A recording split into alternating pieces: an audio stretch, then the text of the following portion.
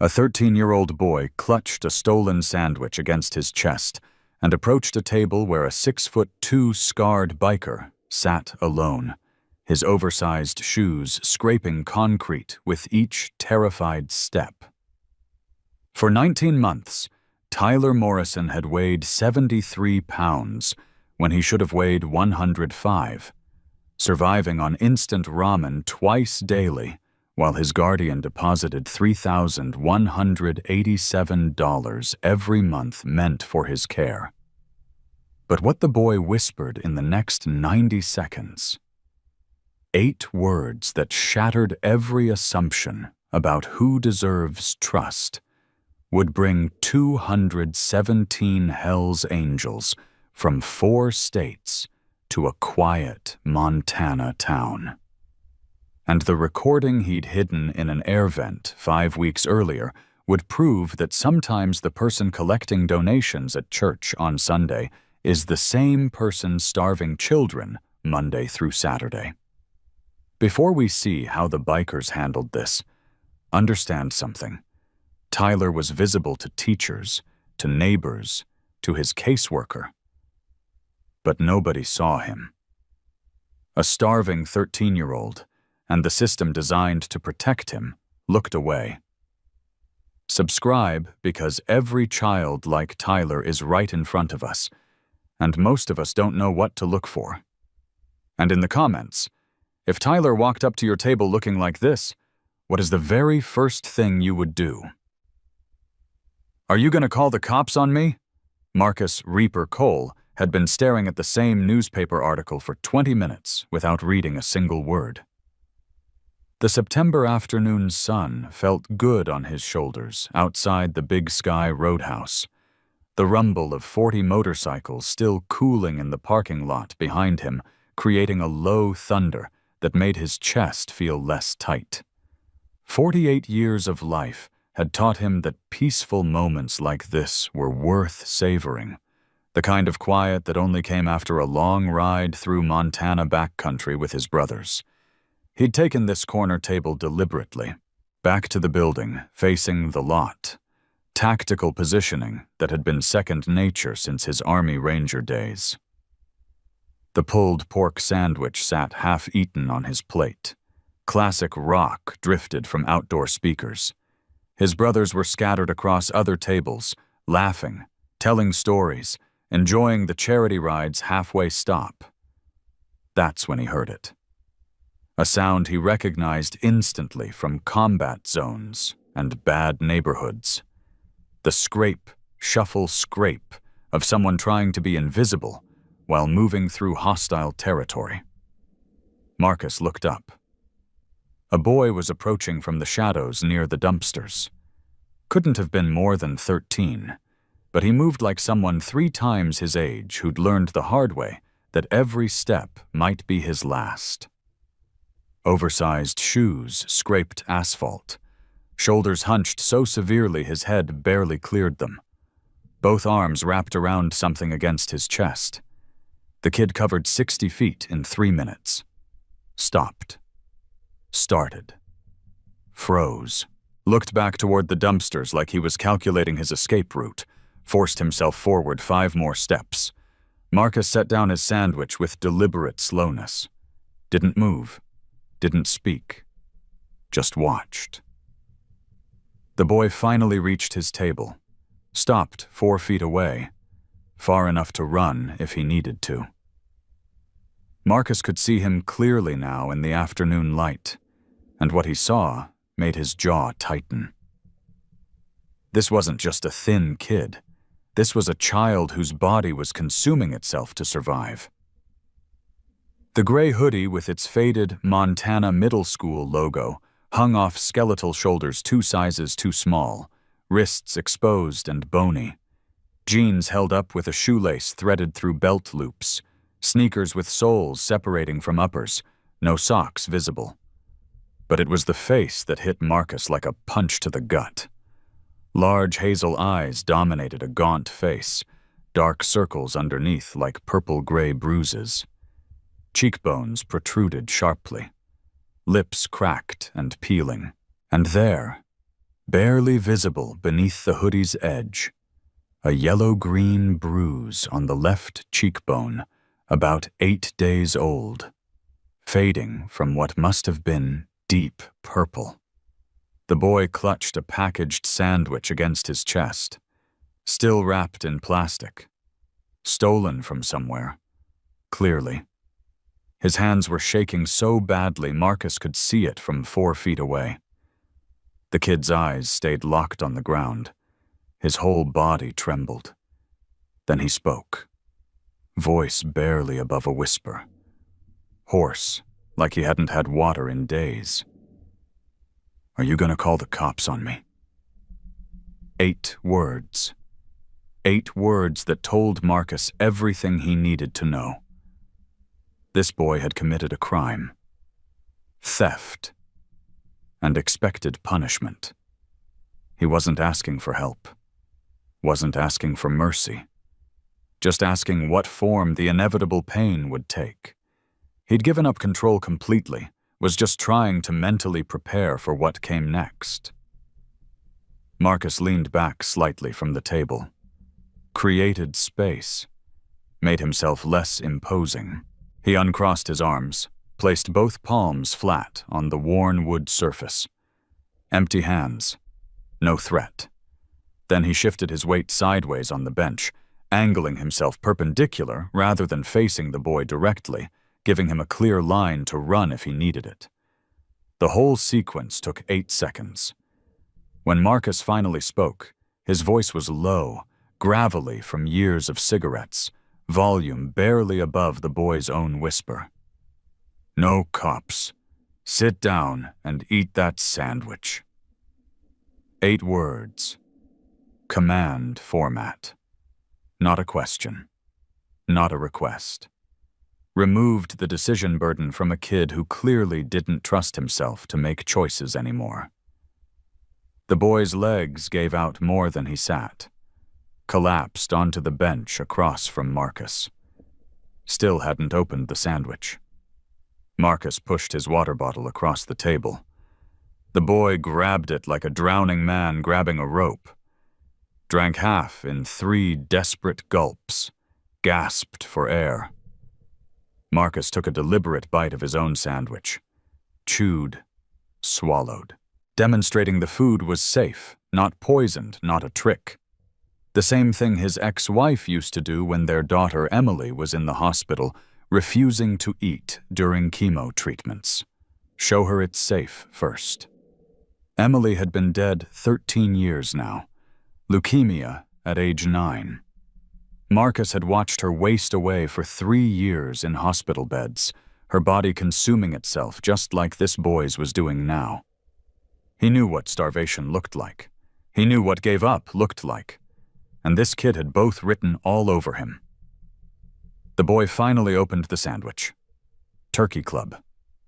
Ate it so fast he barely tasted it, hand shaking the entire time. Marcus waited. When the sandwich was gone, the boy looked up for the first time, made half-second eye contact with Marcus, then back to ground. But in that half-second, Marcus saw something that made his chest tighten. Recognition. This boy recognized something in Marcus. Maybe the scar running from Marcus's temple to his jawline. Maybe the way Marcus sat perfectly still without crowding him. Maybe just the fact that Marcus had given him food without demanding anything in return. Whatever it was, something shifted. Words started tumbling out of the boy's mouth in a single run-on sentence, panic making him speak faster and faster. "I'm sorry I stole it. I just haven't eaten since Thursday morning, and it's Saturday afternoon now. And Mrs. Hendricks locked the kitchen again, and I couldn't wait until tonight, and I know it's wrong to steal. But I was so hungry it hurt. And I'll pay you back, I promise. I'll find a way to—" Marcus held up one hand. Gentle stop gesture. The boy froze mid-sentence. "What's your name?" Marcus asked. The boy swallowed hard. "Tyler." "Tyler what?" "Morrison." "How old are you, Tyler?" 13. 13. Same age Emily would have been when she died. Marcus pushed that thought away. You said someone locked the kitchen. Who's Mrs. Hendricks? Tyler's whole body tensed. His eyes darted to the parking lot exit, calculating. For a moment, Marcus thought he was going to bolt. Tyler's voice dropped to barely audible. She runs the group home where I live. Group home. That explained the lack of family, the worn clothes, the desperate hunger. Foster kid. Marcus had seen plenty of them over the years. Some got lucky, most didn't. And she locked the kitchen? Tyler nodded. She locks it every day. We only eat twice. Breakfast at 7 and dinner at 6. Nothing in between, and sometimes, his voice cracked. Sometimes there's not much even then. Marcus felt something cold settle in his chest. He'd heard stories like this before. Foster parents who took kids for the monthly check, spent the money on themselves, kept the kids barely alive enough to keep collecting. What do you eat at these meals? He asked, keeping his voice calm. Ramen? Just ramen. The cheap kind. Sometimes 2 packets, sometimes 1. That's it? No fruits, vegetables, meat? Tyler shook his head. Mrs. Hendricks says we should be grateful, says we're expensive enough as it is. Marcus's hands curled into fists under the table. He forced them to relax. How many kids live in this home? Tyler hesitated. Then, like he'd decided to trust this stranger for reasons he couldn't quite explain, he answered. 38. Marcus went still. 38? In one house? 3 houses. She has 3 houses. Supposed to be 8 kids each, that's 24. But she has 38 total, I counted. The cold in Marcus's chest spread. 38 kids. If she was getting the standard foster care rate, around $3,000 per kid per month, that was over $100,000 monthly. If she was feeding them ramen twice a day and locking kitchens, where was that money going? Tyler, Marcus said carefully, when's the last time you saw a doctor? The boy looked confused, like the question didn't make sense. A doctor? Like at a hospital? Yeah, for a checkup. Shots, anything. I don't remember. Not since I got there. That was... Tyler counted on his fingers. 19 months ago. May of last year. 19 months without medical care. 19 months of ramen twice daily. 19 months of systematic starvation. Marcus looked at this boy's protruding ribs, his sunken cheeks, his trembling hands. Looked at the bruises barely visible under his hoodie. The rope burn marks around his wrists that suggested recent restraint. And Marcus made a decision. Tyler, I need you to listen to me very carefully. Can you do that? The boy nodded. I'm going to help you, but first I need you to tell me everything, and I mean everything, about Mrs. Hendricks, about the homes, about what's happening to you and the other kids. Can you do that? Tyler's eyes filled with tears. He wiped them away angrily, ashamed. She said if I ever told anyone, she'd make sure I got sent somewhere worse. She said nobody would believe me anyway. She said foster kids are liars and everyone knows it. I believe you, Marcus said simply. Tyler stared at him. Why? Because I'm looking at you, and I can see you're telling the truth. Because I've got a daughter your age, Marcus's voice caught. Had a daughter. And if someone had done to her what's being done to you, I'd want someone to believe her. Tyler was crying openly now, not trying to hide it anymore. What do you need me to tell you? Marcus pulled out his phone. Everything. Start from the beginning. Tyler talked for 40 minutes straight. Talked until his voice gave out, and Marcus had to keep handing him water. Talked until the words became a flood he couldn't stop, even if he wanted to. He told Marcus about his parents dying in a car crash 17 months ago. Head-on collision with a drunk driver on Highway 87. No relatives willing to take him. Social services placing him with Sandra Hendricks at Safe Harbor Youth Home. He told Marcus about the first month, when things seemed almost normal. Regular meals. Kindness. He'd thought maybe this wouldn't be so bad. Then the food portions started shrinking. Budget constraints, Mrs. Hendricks said. Tyler lost 8 pounds in 2 months. Then came the work. 3 hours daily at first, cleaning one of Mrs. Hendricks's rental properties on Industrial Avenue. Unpaid. Teaching responsibility, she called it. The work increased to 6 hours daily. Cleaning, painting, yard work. Still no pay. Then came the paddle. Tyler's voice dropped to a whisper when he described it. 18 inches long, wooden, drilled with holes, hung on the kitchen wall where everyone could see it. Mrs. Hendricks used it for infractions.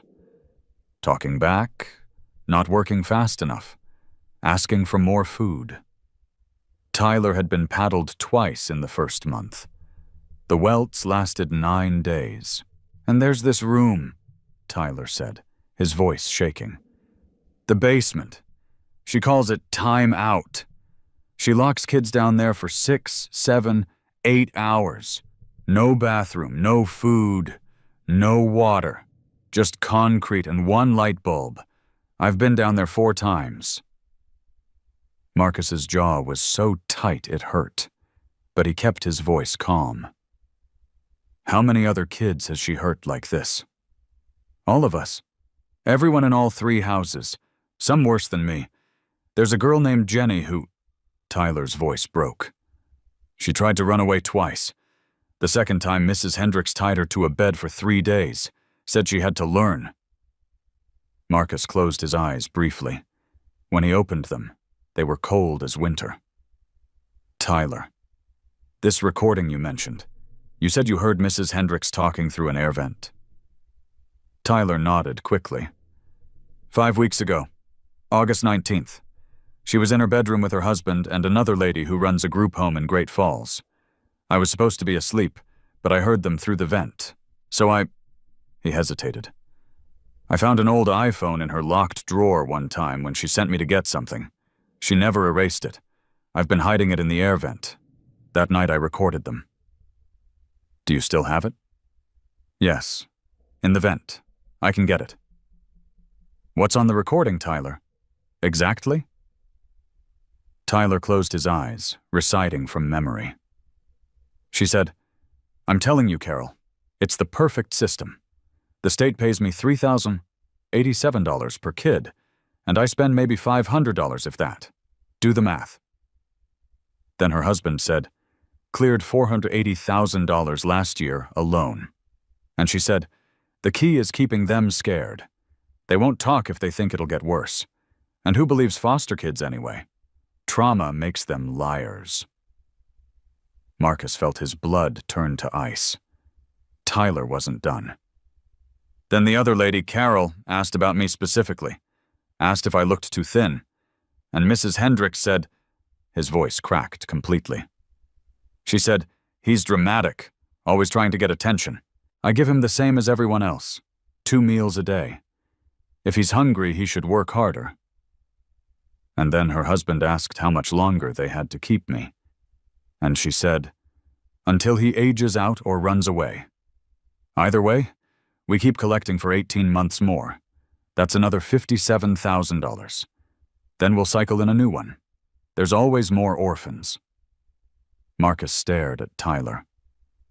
This boy had memorized every word, every single word of a conversation that proved systematic child abuse and financial fraud. There's more, Tyler whispered. More? She said there was a girl before me. Kayla. She said Kayla died of a heart condition, But I found Kayla's case file hidden in the office, and she weighed 68 pounds when she died. She was 11. I weigh 73 now, and I'm 13. And I think—" Tyler's whole body was shaking. "I think Mrs. Hendricks starved her, and she's going to do the same thing to me." Marcus stood up so fast his chair scraped concrete. Tyler flinched violently. "Sorry," Marcus said immediately, softening his voice. "I'm not angry at you. I'm angry at her." He walked around the table. Tyler tensed, ready to bolt, but Marcus moved past him, positioning himself between Tyler and the parking lot entrance, not trapping Tyler, protecting him from threats that might come from that direction. Then Marcus crouched down to Tyler's eye level. "Tyler, you listening?" The boy nodded, tears streaming down his face. "That woman is never going to touch you again. You understand? Not ever. I don't care who she knows. I don't care what church board she's on. I don't care if she's got the governor on speed dial. You're under my protection now, and 217 of my brothers are going to make sure you and every other kid in those houses is safe by sunrise tomorrow." Tyler stared at him. 217? That's how many Hell's Angels I can call right now who'll drop everything to protect kids. That's a promise, and Hell's Angels don't break promises. But she'll say I'm lying. Everyone believes her. She's on the foster care committee. She leads Bible studies. Everyone thinks she's a saint. Marcus smiled, but it wasn't a kind smile. It was the smile of a man who'd been to war and knew exactly how to win battles. She's never dealt with people who actually investigate, people who don't care about her reputation, people who care about evidence and recordings and 38 starving kids as proof. He placed one scarred hand carefully on Tyler's bony shoulder. Gentle pressure, grounding, protective. "You're not damaged goods. You're not ungrateful. You're a kid who survived something nobody should have to survive, and you were brave enough to tell someone the truth. That takes more courage than anything I've seen, including combat." Tyler was sobbing now. Full, heaving sobs. "Now you're going to eat some real food. Then you're going to show me where this woman lives. And then you're going to watch what happens when good people finally show up." Marcus paused. "And Tyler? Your parents? They'd be proud of you right now. Real proud." Tyler buried his face in his hands and cried like he hadn't cried in 19 months. Like someone had finally given him permission to stop being strong, stop surviving, and just be a scared 13-year-old kid who needed help. Marcus stayed crouched beside him, one hand on his shoulder, until the crying slowed. Then he stood up and pulled out his phone. Time to make the calls. The mobilization call. Marcus walked 10 feet away, giving Tyler space but staying close enough to see him. His finger hovered over the contact labeled Prophet for 3 seconds before he pressed dial. 1 ring, 2. Prophet. Harold Stevenson's voice came through, gravelly and alert despite his 62 years. "Prophet, it's Reaper. Talk to me. I need every brother within 500 miles at Big Sky Roadhouse. Now." Silence. 3 seconds of it, the gravity settling like lead. "What's going on?" Marcus looked back at Tyler, who was watching him with desperate hope. "Got a 13-year-old kid, 60 pounds underweight, covered in bruises, hasn't seen a doctor in 19 months. Group home operator named Sandra Hendricks is starving 38 kids, pocketing $140,000 a month meant for their care. Kid recorded her admitting the whole thing. She's been doing this for 6 years. There's a previous victim who died under suspicious circumstances." Another pause. Shorter this time. "We're not waiting for CPS or cops to take their time on this one," Marcus continued. "By tomorrow morning, every one of those kids needs to be safe, and this woman needs to be in handcuffs." Prophet's voice came back hard as iron. Say no more. We're coming. The line went dead. Marcus made 3 more calls. Wyoming chapter. Idaho chapter. North Dakota chapter. South Dakota chapter. Same message each time. Same response. We're coming. By midnight, 217 motorcycles would converge on Billings, Montana, the largest multi-chapter mobilization the region had ever seen. Marcus walked back to Tyler. It's done. Help is coming. Tyler looked up at him. That fast? That fast. Now let's get you some real food while we wait. Marcus ordered 3 meals from the restaurant. Pulled pork, baked potato, vegetables, bread, soup. Watched Tyler eat slowly at first, then faster, like his body remembered what real food tasted like and wanted more. Tank walked over, sensing something was wrong. Marcus filled him in quietly. Tank's face darkened with every sentence. "Where do you need me?" was all Tank said when Marcus finished. "Start calling the brothers.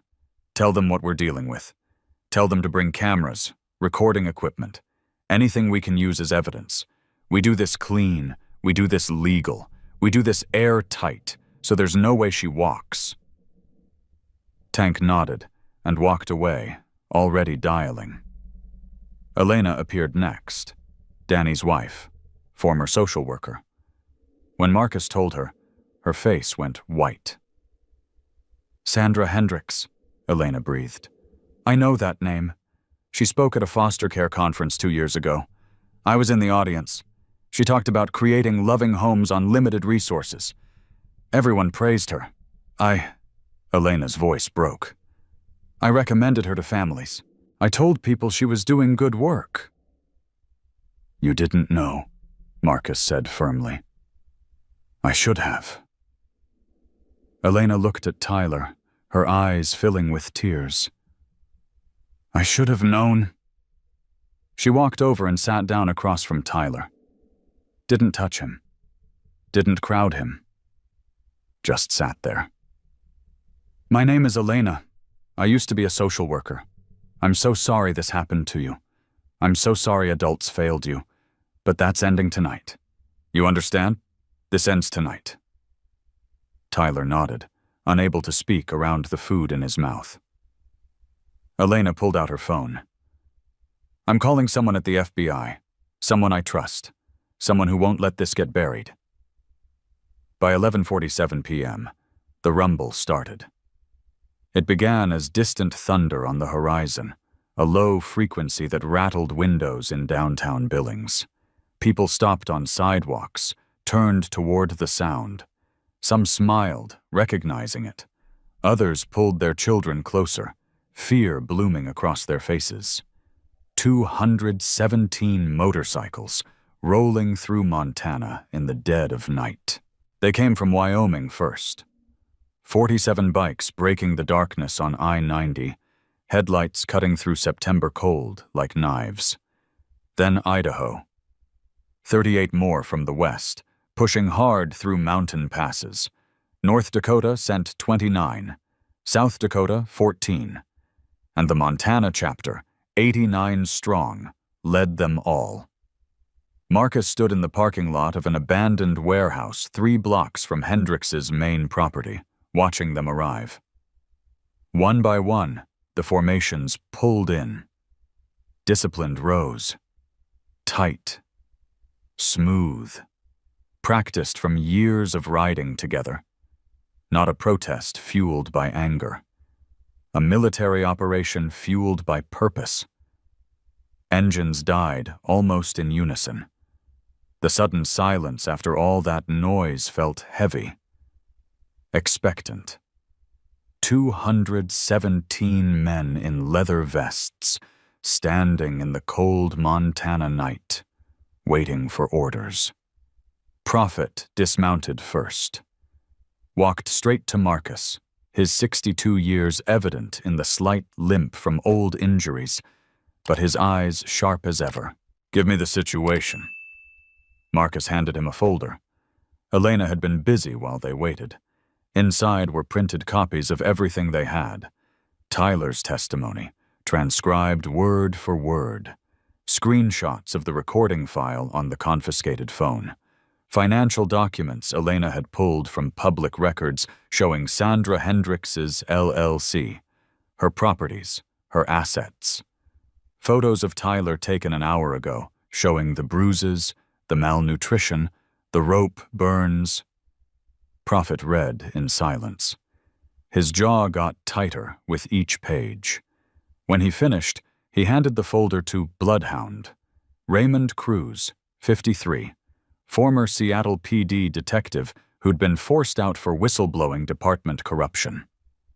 Bloodhound read it, passed it to Preacher. William James Thornton, 67, combat medic from Vietnam, 30 years as a pediatric ER nurse after the war. The folder made its way through 5 men. Tank. Scholar. Dr. Benjamin Torres, 44, former high school counselor. Circuit. Kevin O'Brien, 29, IT specialist who'd handled digital evidence. Nobody spoke until everyone had read it. Finally, Prophet looked up at the assembled brothers. "Here's what we're dealing with." His voice carried across the parking lot without him raising it. Sandra Hendricks runs 3 group homes, licensed for 24 kids total, currently housing 38. She collects $142,000 a month from the state. She spends maybe $11,000. The rest goes to luxury cars, vacation properties, and casinos. Murmurs rippled through the crowd. She feeds these kids ramen twice a day, locks kitchens between meals, beats them with a paddle when they ask for more food, forces them to work 6 hours daily at her rental properties for no pay, denies them medical care. Prophet's voice went cold. And 2 years ago, an 11-year-old girl named Kayla Chen died in her care. Death certificate says heart condition, but Kayla weighed 68 pounds when she died. The parking lot went silent.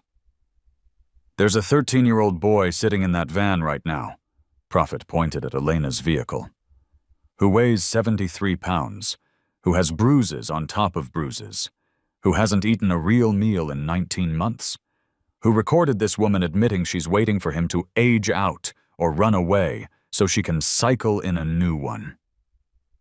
He let that sink in. Now, I know what some of you might be thinking. 200 bikers rolling up to someone's house. Sounds like trouble. Sounds like the kind of thing that ends with us in jail and her playing victim on the news. A few men nodded. They'd seen it before. Public perception. Stereotypes. "But that's not what's happening here," Prophet continued. "We're not going in there to hurt anyone. We're going in there to document everything. To collect evidence. To interview every kid, every neighbor, every person who saw something and didn't speak up. We're building a case so airtight that no lawyer, no cop, no judge can make it disappear." He looked at Bloodhound. "You're running point on evidence collection. Chain of custody by the book."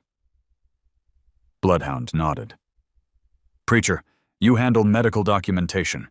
Photograph every injury, every sign of malnutrition." "Got it." "Scholar, you interview the kids. Gentle, trauma-informed. Nothing that won't hold up in court." "Understood." "Circuit, you're on digital. Cameras, recordings, live stream if we need public accountability." "Already set up." Circuit held up his phone.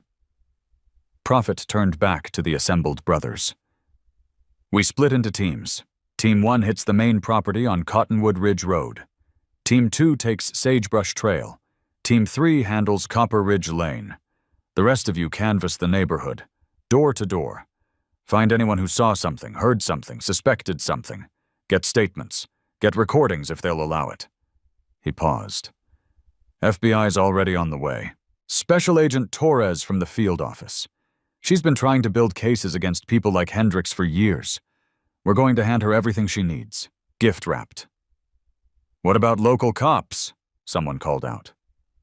We called them, Prophet said. After we called the FBI. They're aware. They've been told to stay back until we secure the scene. If any of them are on Hendricks' payroll, they won't have time to warn her. Marcus stepped forward. One more thing. Tyler told me about a CPS caseworker named Laura Hendricks. That's Sandra's sister. She's been falsifying inspection reports for 6 years. Every time someone complained, Laura closed the case without investigation. Jesus, someone muttered. So we document that too, Prophet said. Every failed inspection, every dismissed complaint, we show systematic corruption from top to bottom. He looked around at his brothers, men from 4 states, men who'd driven through the night, men who could have been home with their families but were standing here instead, in a Montana parking lot at midnight, preparing to protect children they'd never met. Questions? Silence. Then let's move. Then the approach. The convoy rolled out at 12:15 a.m. No sirens, no shouting, just the low rumble of engines and the coordinated efficiency of men who'd done dangerous things together before. Neighbors on Cottonwood Ridge Road woke to the sound. Lights flickered on in windows. People peered through curtains at the sight of 70 motorcycles lining the street in perfect formation, parking one by one in disciplined rows. By the time Sandra Hendricks realized what was happening, it was too late to run. Witness testimony not one. The neighbor Margaret Voss, 67, lived next door to the main safe harbor property for 4 years. She stood on her porch in a bathrobe when Bloodhound approached, Tank standing quietly behind him. Ma'am, I'm sorry to disturb you this late. My name is Raymond Cruz. I'm a former police detective. We're investigating reports of child abuse at the Hendricks property. Did you ever see or hear anything that concerned you? Margaret's face crumpled. I knew, she whispered. God help me, I knew something was wrong. Bloodhound pulled out a recorder. May I record this conversation?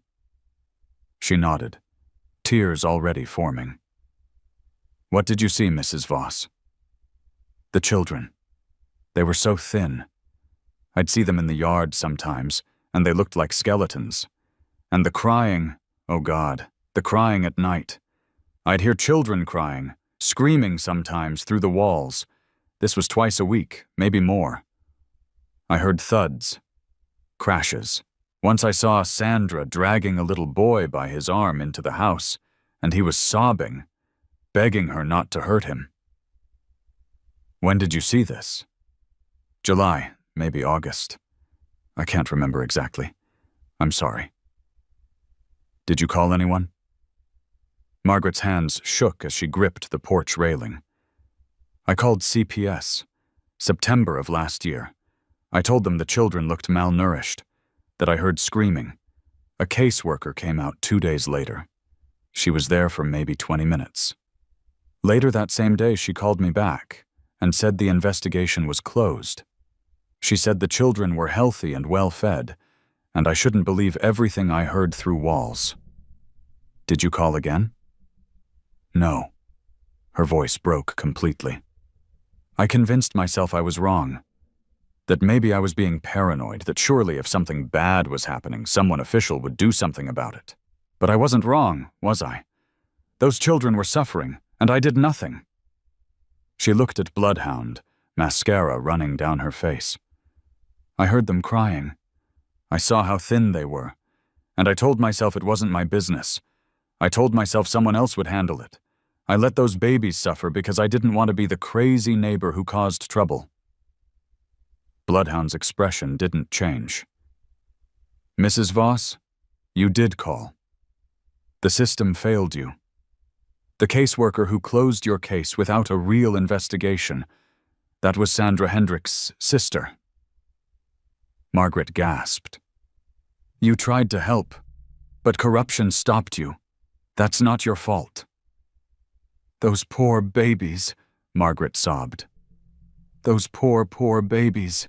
Witness testimony 2. The delivery driver. David Patterson, 41, drove for Mountain Fresh Foods grocery delivery. He'd been delivering to the Hendricks properties for 3 years. Scholar found him through delivery records, called him at 1:30 a.m. David arrived 30 minutes later, still in his company uniform. I took photos, he said before anyone asked him anything. Starting in July. Every delivery, I took photos of those kids when Mrs. Hendricks wasn't looking. He pulled out his phone, showed Scholar 18 photos spanning 3 months. Children who got progressively thinner. Empty refrigerators visible in the background. Padlocked cabinet doors. Why did you take these? Scholar asked gently.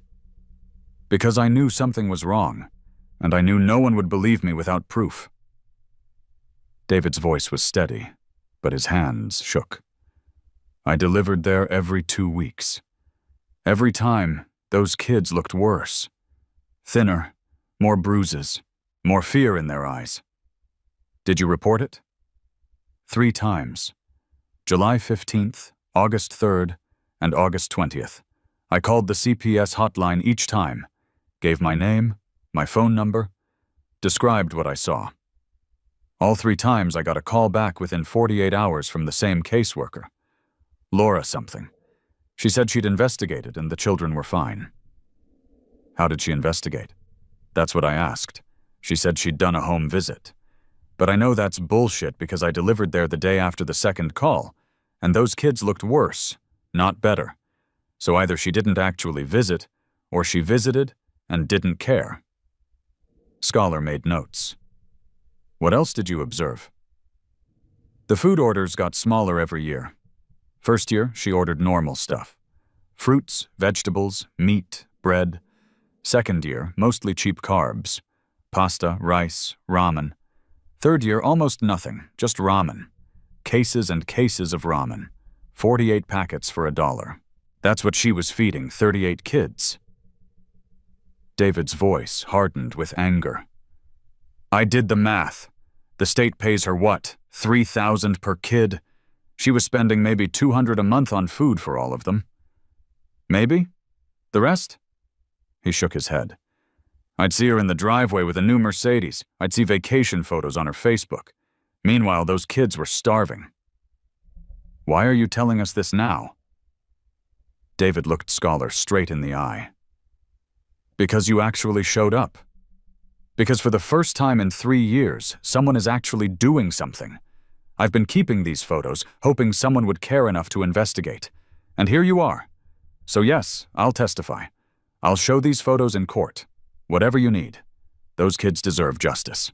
Witness testimony, Chapter 3. The pastor. Father. Thomas Brennan, 58, arrived at 2:15 a.m.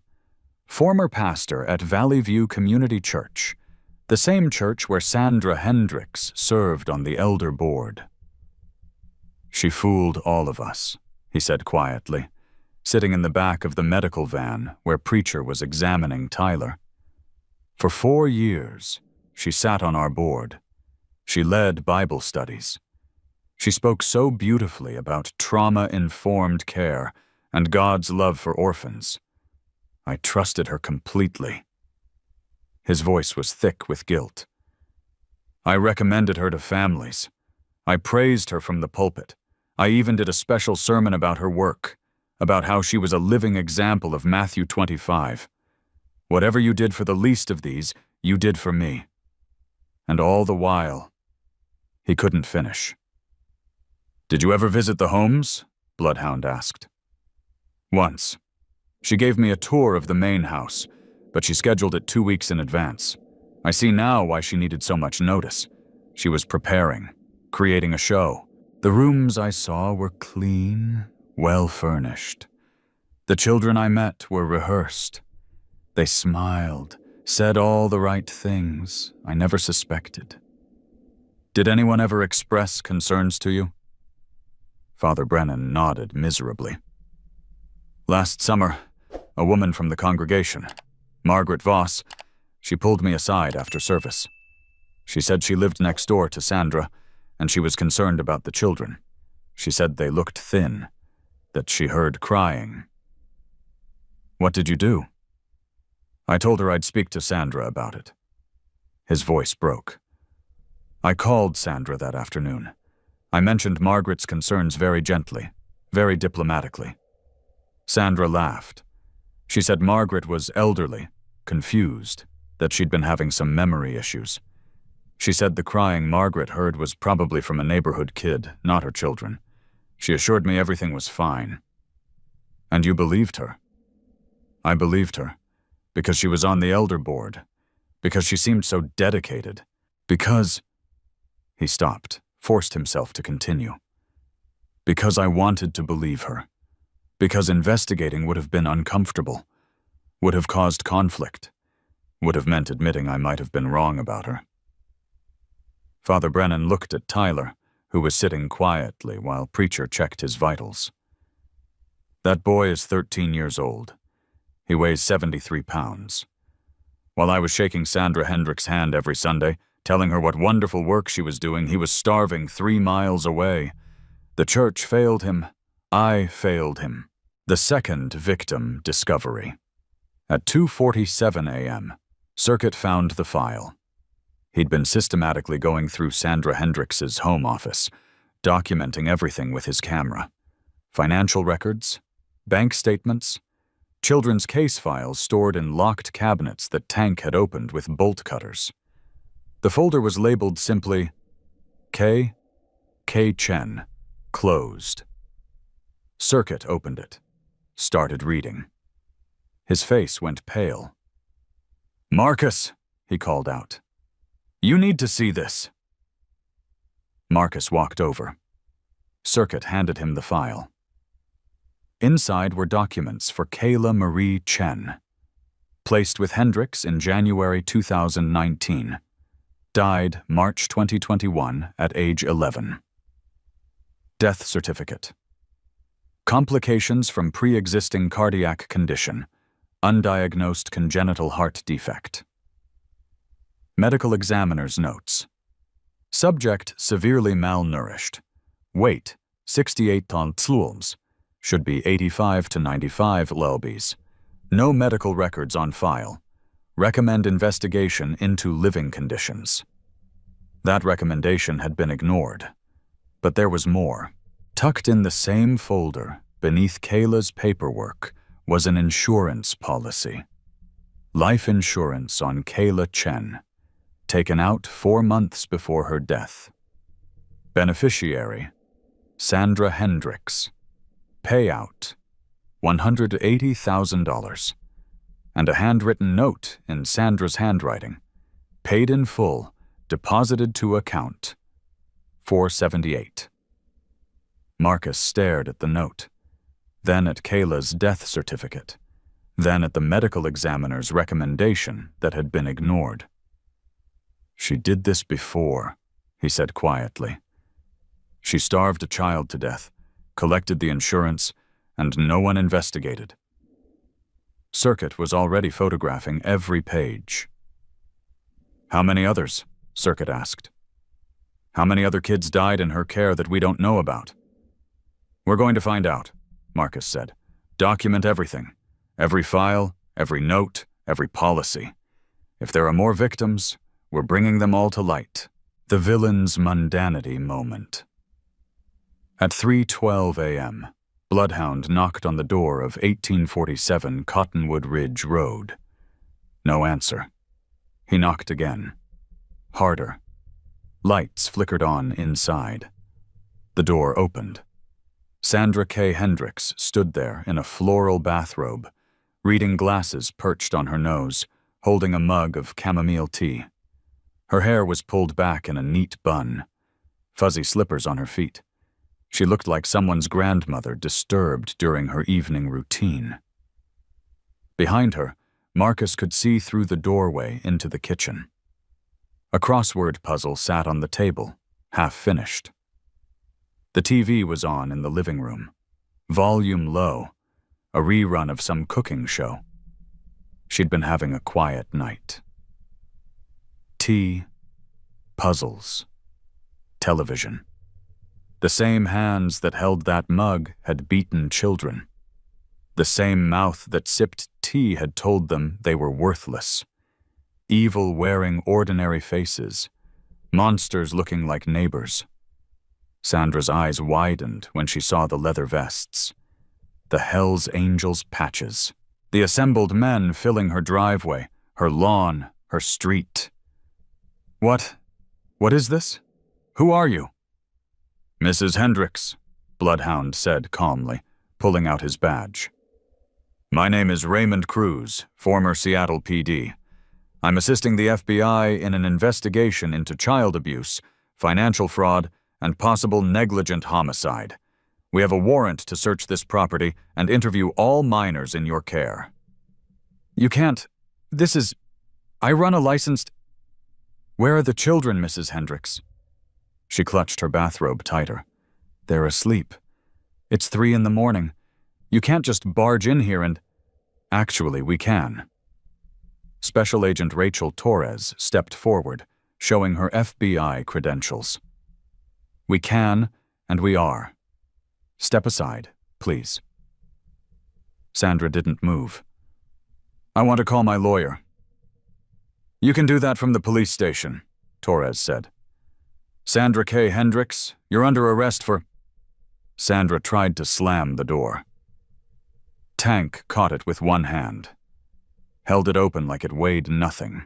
Sandra backed into her house, her face transforming from grandmotherly confusion to cold calculation in seconds. You don't know what you're doing, she hissed. I have connections. I have lawyers. I have friends at every level of... Your sister Laura is being arrested as we speak, Torres interrupted. Detective Brian Cole, your contact at the police department, he's already in custody. Your connections are done. Sandra's face went white. The case is over, Mrs. Hendricks. We have recordings. We have financial records showing you embezzled over $1.7 million meant for children's care. We have medical evidence of systematic abuse. We have witness statements. We have Tyler Morrison's testimony. At Tyler's name, Sandra's expression twisted with rage. That little liar, she spat. That ungrateful, manipulative... He recorded you, Marcus said, stepping forward. August 19th. You were talking to your husband and Carol Pritchard about how much money you were making. How you kept the kids scared so they wouldn't talk. How Tyler was worth another $57,000 if you kept him until he aged out. Remember that conversation? Sandra's mouth opened, closed. No words came out. We also have Kayla Chen's file, Marcus continued, including the insurance policy you took out on her 4 months before she died. $180,000. Did you use that money for the Mercedes, or was that from other kids you... Get out of my house, Sandra screamed. Turn around, Torres said quietly. Hands behind your back. Sandra tried to run. She made it 3 steps before 2 FBI agents caught her, spun her around, pulled her arms behind her back. The handcuffs clicked shut with cold finality. Sandra K. Hendricks, Torres said, her voice clear and formal. You're under arrest for child abuse, child endangerment, financial fraud, embezzlement, conspiracy, filing false reports, and negligent homicide in the death of Kayla Chen. You have the right to remain silent. Sandra was screaming now. Incoherent rage and threats, her carefully constructed mask completely shattered. They led her out in handcuffs, past 217 bikers standing in silent witness, past neighbors recording on cell phones, past news cameras that had arrived in the last 20 minutes. The woman everyone thought was a saint, arrested at 3:17 a.m., her bathrobe hanging open, her fuzzy slippers shuffling on the concrete driveway, her face twisted with hate. The verdict. Silence. Inside the house, 17 children were found, awakened, confused, terrified. Preacher and 3 other medical personnel moved through the rooms gently, checking vitals, documenting injuries, offering comfort. Every child was malnourished. Every child showed signs of abuse. The other 2 properties yielded similar results. 21 more children total. 38 kids, just like Tyler had said. At 4:30 a.m., Prophet gathered the core team in the parking lot. "We've got everything," Bloodhound reported. Financial records showing $1.7 million embezzled over 6 years. Medical documentation of 38 neglected children. 4 witness testimonies. Recorded admission of guilt. Evidence of insurance fraud in Kayla Chen's death. Laura Hendricks arrested for falsifying CPS reports. Brian Cole arrested for obstruction of justice. "The children?" Prophet asked. "Safe," Preacher said. "FBI's arranging emergency foster placements. Hospital transports for the ones who need immediate care. None of them are going back to Hendricks. Ever." Prophet looked around at his brothers, men who'd been awake for over 24 hours, who'd ridden through the night, who'd knocked on doors and collected evidence and stayed calm when every instinct screamed for violence. "Vote," Prophet said. "Did we do this right?" The parking lot went quiet. 23 men in the core leadership team, all wearing their cuts, all waiting. For a moment, nothing. Just the ticking of cooling motorcycle engines and the distant sound of traffic on the highway. Then Tank raised his hand. "Aye." One by one, every hand went up. Not a moment's hesitation. Not a single dissenting voice. 23 men voting unanimously that they'd done this right. Prophet nodded slowly. "Then we're done here. Torres has everything she needs. Let the system do its job now." The children were examined first. By 5:30 a.m. Sunday morning, St. Vincent Healthcare Hospital looked like a military operation. 17 exam rooms occupied simultaneously. 38 children processed through triage. Vital signs documented. Injuries photographed. Medical histories started from scratch because none existed. Preacher coordinated everything. The 67-year-old combat medic moved through the chaos with practiced calm, white hair pulled back in a ponytail, reading glasses perched on his nose as he reviewed charts. He'd seen wounded soldiers. He'd treated gunshot victims in rice paddies. But nothing prepared him for what systematic starvation looked like when multiplied by 38. "Average weight deficit, 22 pounds per child," he told Marcus quietly at 6:15 a.m., clipboard in hand. 12 of them have untreated infections. 6 have broken bones that healed incorrectly because they never saw doctors. Tyler's asthma is severe. He should be on 2 medications, nebulizer treatments, monitoring. He's had none of that for 19 months.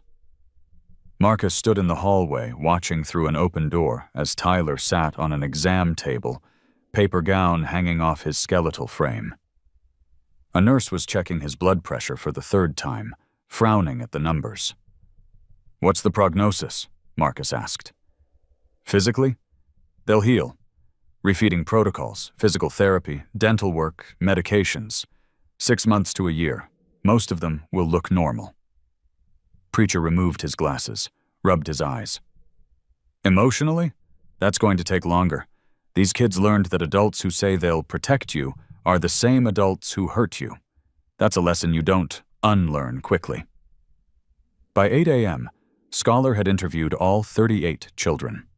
Dr. Benjamin Torres, former high school counselor, sat cross-legged on floors, spoke quietly, never rushed, never pushed. He had a gift for making traumatized kids feel heard, without forcing them to relive everything immediately. 14 of them are ready to testify if needed, he reported to Prophet at 8:30 a.m. in the hospital cafeteria. The others are too scared still, but we've got detailed statements from the 14. Dates, incidents, witnesses. It'll hold up in court. And placement? Prophet asked. Where do they go now? Circuit pulled up his laptop. The 29-year-old tech specialist had been coordinating with Montana Child and Family Services since 3 a.m. Emergency foster placements for 32 of them. Family salaries have been vetted, homes inspected, caseworkers assigned. 6 of the older teens requested group placement together. They're tight, like siblings. We found a therapeutic group home in Helena run by a woman Elena knows personally. Good reputation, licensed properly, no corruption. And Tyler? Marcus asked. Elena spoke up from across the table. She'd been on the phone for 4 hours straight, leveraging every contact from her social work days. Tyler stays with us. Danny and I filed emergency guardianship papers at 4 a.m. Judge Kowalski signed off at 6:30. Temporary custody granted pending full hearing in 30 days, but she fast-tracked it. Said with Sandra's arrest and the evidence, there's no way the state opposes permanent placement with us. Marcus felt something loosen in his chest. He knows? I told him an hour ago. He cried for 20 minutes. Elena's own eyes were wet. Happy crying, Marcus. The kind of crying that happens when someone finally feels safe. At 11:07 a.m., exactly when Sandra Hendricks would have been walking into Valley View Community Church for Sunday service, Prophet stood on the hospital steps and gave a press conference. 43 reporters, 7 news vans, cameras from 3 national networks. My name is Harold Stevenson, Prophet said, his gravelly voice carrying across the parking lot. I'm the founder of the Montana Hells Angels chapter. Yesterday at 2:47 p.m., one of our members was approached by a starving 13-year-old boy who asked a simple question. Are you going to call the cops on me? That boy had stolen a sandwich because he hadn't eaten in 2 days.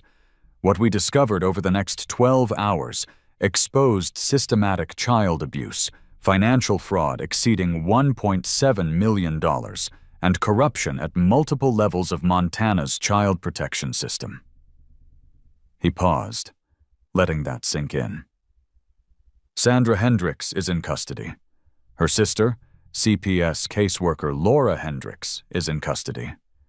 Sergeant Brian Cole of the Billings Police Department, who buried 3 separate investigations into the Hendricks homes, is in custody. 38 children who were starved, beaten, and exploited for profit are now safe, being examined by doctors, and will never return to those homes. A reporter shouted a question about vigilante justice. Prophet's expression didn't change. We didn't take justice into our own hands. We gathered evidence, documented abuse, coordinated with the FBI, and ensured those children's voices were finally heard. The system failed them for 6 years. We gave the system the information it needed to finally do its job. That's not vigilantism. That's citizenship. Another question. What happens to the children now? They go to families who will actually feed them, who will actually take them to doctors, who will actually treat them like children instead of revenue streams. Prophet's voice hardened. And we're not going anywhere. The Hells Angels Montana chapter is establishing a permanent oversight program. We're calling it Angels Watch. Every group home in Yellowstone County will have unannounced visits from trained volunteers. Every foster child will have a direct hotline to call if they need help.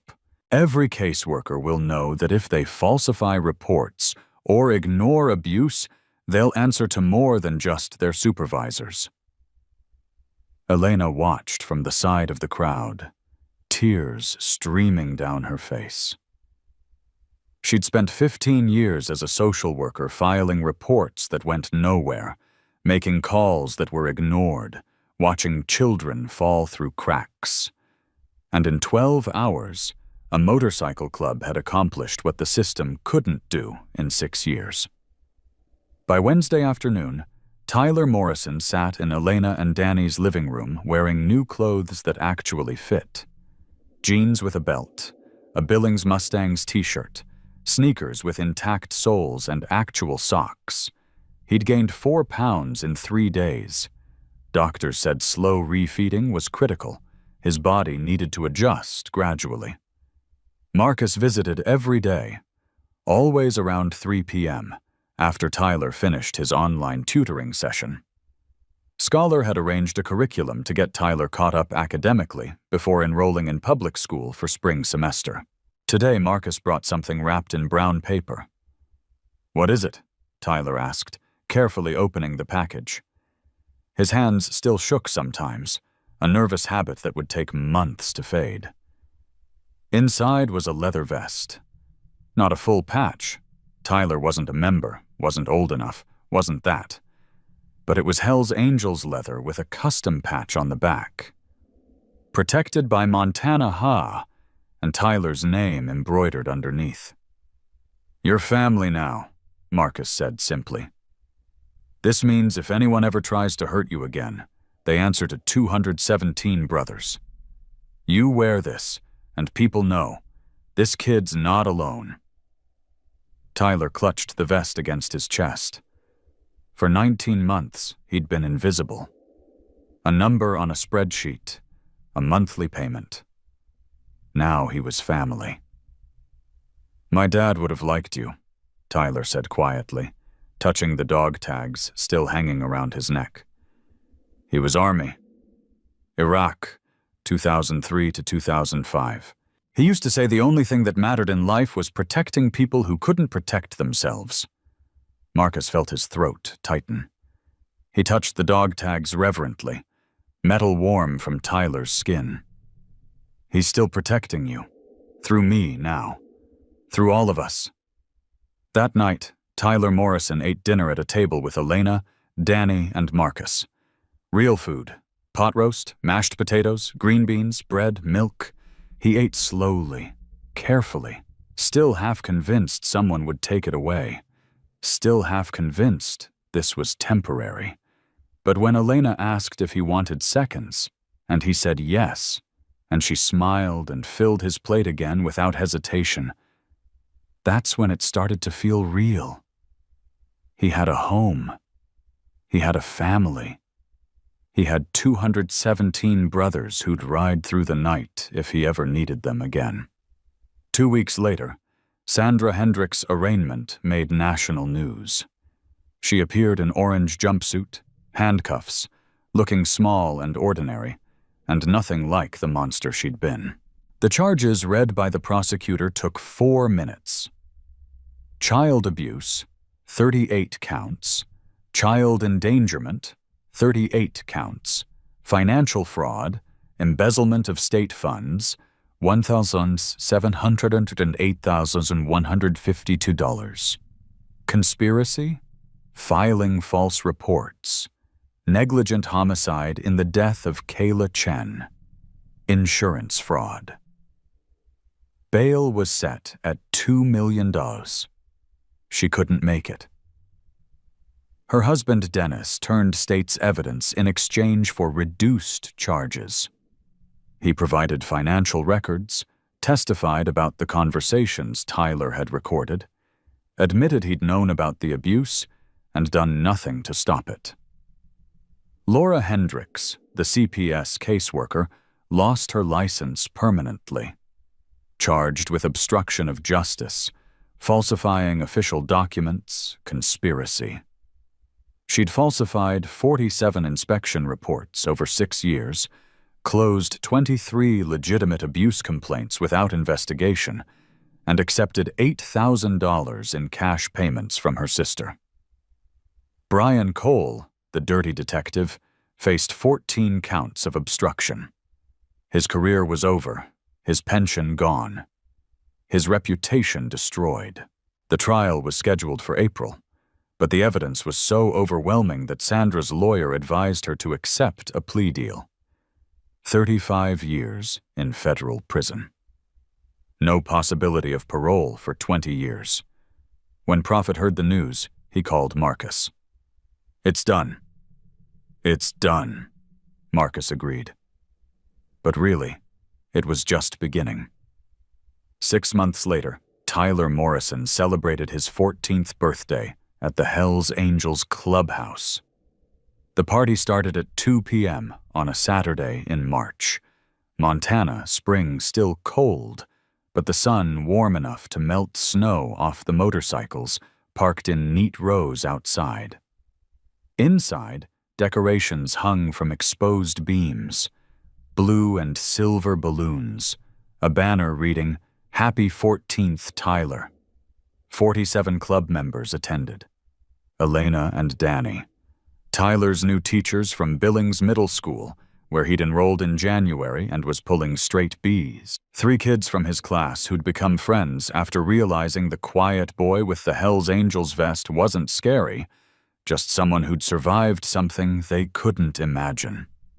Preacher brought medical records documenting Tyler's progress. Weight up to 94 pounds. Goal was 100 by summer. Asthma under control with proper medication. Physical therapy strengthening his muscles. Dental work scheduled to fix cavities from 2 years of neglect. Scholar brought a certificate. Tyler had completed 6th and 7th grade curriculum in 5 months and was now age-appropriate for 8th grade placement next fall. Circuit brought something else. A college fund. The club's been taking donations. Montana chapter, Wyoming, Idaho, North and South Dakota. Every brother who rode that night contributed, plus people who saw the news coverage and wanted to help. He handed Tyler a bank statement. The balance read $47,283. "It's yours, for college, trade school, whatever you want. Nobody can touch it except you." Tyler stared at the number. More money than he'd ever imagined. Money that said, "We believe in your future." But the best gift came from Marcus. At 3:30 p.m., after cake, chocolate with vanilla frosting, Tyler's request. After presents were opened, after everyone sang off-key and Tyler blushed and smiled, a smile that came easier now, more natural, the smile of a boy who was learning what safety felt like, Marcus asked everyone to step outside. 47 motorcycles rumbled to life simultaneously. Tyler stood on the clubhouse steps, and 217 brothers, more had arrived just for this moment, revved their engines 3 times in unison. The thunder shook windows. The roar echoed off mountains. The sound was deafening, beautiful, overwhelming. It was a salute, an acknowledgement, a promise renewed. You are family. You are protected. You are never alone again. Tyler put his hands over his ears, but he was laughing, crying and laughing at the same time, the way people do when emotion overwhelms them in the best possible way. Elena wrapped her arm around his shoulders. Marcus stood on his other side. Danny behind them, solid and present. And Tyler Morrison, 13-year-old boy who'd stood in a parking lot 6 months ago asking if a stranger would call the cops, who'd weighed 73 pounds and couldn't remember his last real meal, who'd memorized his abuser's confession because it was the only proof anyone would believe. Tyler felt something he hadn't felt since his parents died. He felt like he belonged. This story isn't really about a motorcycle club or a corrupt group home operator. It's about what happens when someone decides enough is enough. It's about the difference between looking away and looking closer. Margaret Voss, the neighbor who called CPS 3 times only to be ignored, volunteers now with Angel's Watch. She does unannounced home visits, asks uncomfortable questions, refuses to accept easy answers. "I won't be silenced again," she says. "Not ever." David Patterson, the grocery delivery driver who took photos for 3 years hoping someone would care, testified at Sandra's trial. His photos became Exhibit A47 through A64. "I'm done being a bystander," he told the judge. "I'm done assuming someone else will handle it." Father Brennan resigned from Valley View Community Church. He works now at a homeless shelter, serves meals to kids on the streets, asks everyone he meets, "Are you okay? Really okay?" He's learning to recognize the difference between what people say and what they need. The anonymous bank teller who noticed the financial discrepancies. She filed formal complaints with banking regulators, testified about the transactions, helped trace every dollar Sandra stole. Montana passed new legislation requiring quarterly audits of all group homes receiving state funds. They call it Kayla's Law. Because Kayla Chen's death wasn't in vain. Because Tyler Morrison's courage wasn't wasted. Because 36 other children who might have died or disappeared or aged out, broken and hopeless, they got a second chance. But here's what this story is really about. It's about you. If you've ever seen something that made you uncomfortable and convinced yourself it wasn't your business, if you've ever noticed a child who looked too thin, too scared, too quiet, and told yourself their parents probably know best, if you've ever heard screaming through walls and turned up your TV instead of your attention, if you've ever walked past someone who needed help because you were busy, because it was awkward, because you assumed someone else would do something. This story is your invitation to stop, to pay attention, to ask questions, to care enough to be uncomfortable. You don't need 217 motorcycles to change someone's story.